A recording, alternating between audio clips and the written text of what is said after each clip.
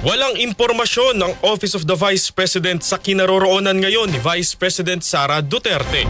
Ito'y matapos tanungin si OVP spokesperson Attorney Ruth Castelo sa press conference kahapon kung nasaan ang pangalawang Pangulo, kasabay ng isinagawang debate ng Senado sa ruling ng Korte Suprema na nagdedeklarang unconstitutional ang impeachment case. Okay, for today, Kasi, specifically for today, we'll see. Hindi na siya nasisilayan. Oo nga, sige. Since you're her spokesperson, so pumustay namin saan po si VP ngayon, ma'am. Tapos kumusta po siya. Sige, we'll get back to you on that before we end this conference. JC, paalam na lang, please. Is she just here?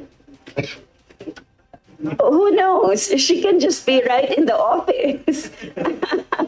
Oo nga, a few steps away.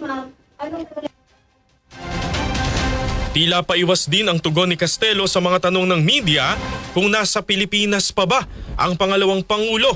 Depensa naman ng OVP kahit bihirang makita sa publiko si VP Sara, aktibo pa rin ito sa kanyang trabaho at tungkulin. The press releases that we make, even the ones in social media, chine-check po muna ni Vice President yun kung tama ba or accurate ba yung mga figures na binigay nyo, i-compare niya doon sa records niya.